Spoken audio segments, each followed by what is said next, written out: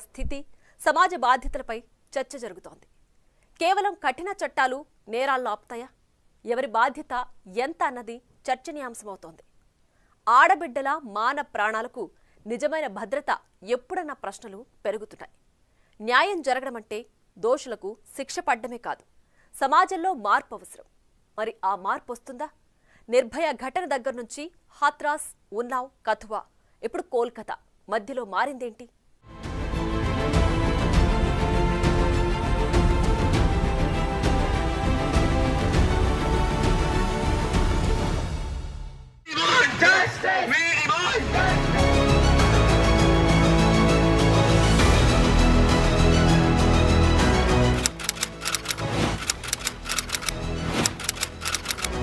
Nirbhaya paramedical student. ఆమె స్నేహితుడు ఇద్దరు రాత్రి ఇంటికెళ్లేందుకు ఓ ప్రైవేటు బస్సు ఎక్కారు. ఆ బస్సులో ఉన్నది 6 మాత్రమే. ఇద్దరు ఎక్కగానే ఒక్కసారిగా బస్సు విండో కర్టెన్లు, డోరు మూసేశారు. ఏదో జరుగుతోందని అనుమానించిన ఆ ఇద్దరు దిగిపోతామని చెప్పారు. వెంటనే ఓ ఐరన్ రాడ్ తీసుకుని నిర్భయ స్నేహితుణ్ణి తీవ్రంగా కొట్టారు. నిర్భయను బస్సు వెనక్కు తీసుకుని వెళ్లి గంటసేపు ఒకరి తర్వాత మరొకరు తీవ్రంగా హింసించి అత్యాచారం చేశారు. ఈ ఘటన జరుగుతున్నంతసేపు బస్సును ఢిల్లీ వీధుల్లోనే దోషులు తిప్పారు. ఆ తర్వాత వారిద్దరిని బస్సు నుంచి తోసేసి వెళ్లిపోయారు.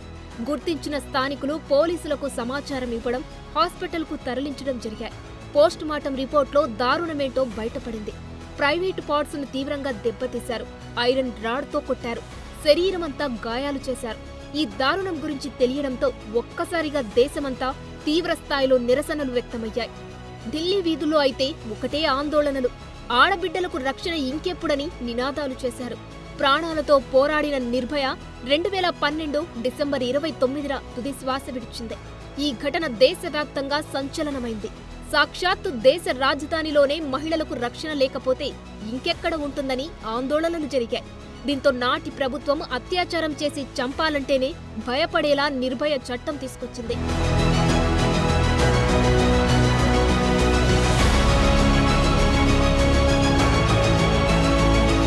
మళ్లీ ఇప్పుడు కోల్కతాలో వైద్య విద్యార్థినిపై అదే తరహాలో అమానుషం జరిగింది. కఠిన చట్టాలు వచ్చినా సైకో రేపిస్టుల్లో మార్పు రాకపోవడంపై ఆందోళనలు పెరుగుతున్నాయి. దారుణం జరిగింది, మరి వెంటనే పకడ్బందీగా దర్యాప్తు జరగడం, ఈ ఘటనలో పాల్గొన్న వారిని సాక్ష్యాధారాలతో పట్టుకోవడం, శిక్ష పడేలా చేయడం, ఇవన్నీ తక్షణమే బాధిత కుటుంబానికి జరగాల్సిన న్యాయం. కానీ కోల్కతా ఆర్జీకర్ హాస్పిటల్లో మాత్రం జరిగింది వేరు అంటున్నారు. బెంగాల్ సీఎం మమతా బెనర్జీ పోలీసులకు 6 రోజుల టైం ఇచ్చారు. లేదంటే కేసు సీబీఐకి రిఫర్ చేస్తామన్నారు. కానీ కోల్కతా హైకోర్టు జోక్యం చేసుకుని కేసును సీబీఐకి బదిలీ చేయాలని ఆదేశించింది. దర్యాప్తులో పురోగతి లేదని, సాక్ష్యాలను ధ్వంసం చేసే అవకాశముందని హైకోర్టు ధర్మాసనం అభిప్రాయపడింది. హాస్పిటల్లో పరిస్థితులపైన, అక్కడి లోపాలపైన హైకోర్టు కీలక కామెంట్స్ చేసింది.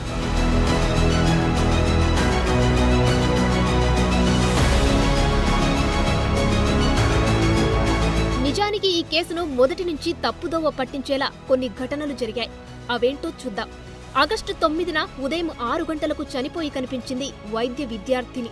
అంటే ఆగస్టు 8న ఆర్జికర్ హాస్పిటల్లో నైట్ డ్యూటీ చేసేందుకు వచ్చింది.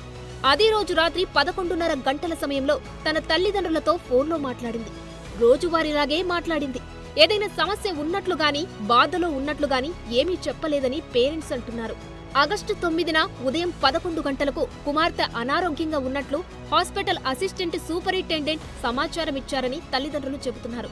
ఆ తర్వాత మరో అరగంటకు అదే అసిస్టెంట్ సూపరింటెండెంట్ తమ కుమార్తె హాస్పిటల్లోనే సూసైడ్ చేసుకుందని చెప్పారన్నారు. సో తమకు రాత్రి మాట్లాడినప్పుడు ఏమీ చెప్పని తమ కూతురు ఆత్మహత్య చేసుకుందని ఎలా చెబుతారని పేరెంట్స్ ప్రశ్నిస్తున్నారు. అంతేకాదు, శరీరం కింది భాగంలో డ్రెస్ లేనట్లు గుర్తించారు. ఇందులో ఒకరి కంటే ఎక్కువ మంది ఉంటారని విద్యార్థిని తల్లిదండ్రులు అనుమానాలు వ్యక్తం చేస్తున్నారు.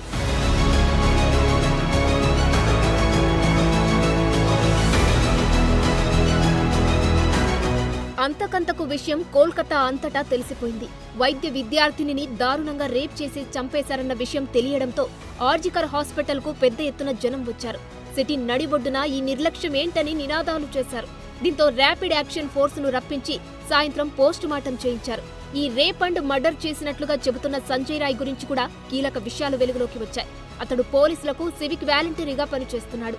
పోకిరి చేష్టలతో లోకల్గా ఉండేవాళ్లకు ఇబ్బంది కలిగించేవాడని గుర్తించారు. అతడు పుట్టినప్పటి నుంచి తనకు కష్టాలు మొదలయ్యాయని నిందితుడి తల్లి చెప్పడం చూస్తుంటే అతడి సైకో ప్రవర్తన ఎలాంటిదో అర్థం చేసుకోవచ్చు. పోర్న్ వీడియోలకు అడిక్ట్ అయినట్లు గుర్తించారు. ఒక ఘోరమైతే జరిగిపోయింది. కోల్కతాలో పీజీ వైద్య విద్యార్థినిపై రేప్ అండ్ మర్డర్ ఘటనతో యావత్ దేశం ఉలికిపడింది.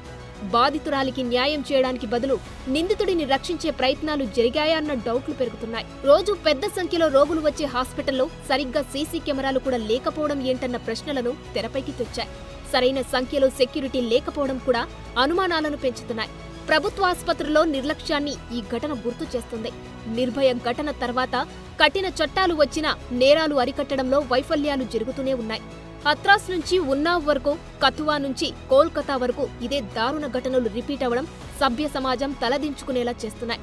కోల్కతా పీజీ వైద్య విద్యార్థినికి న్యాయం జరగాలి, దోషులు ఎందరుంటే అందర్నీ శిక్షించాలన్న డిమాండ్లు పెరుగుతున్నాయి. సిబిఐ టీం ఇప్పుడు అదే పనిలో ఉంది.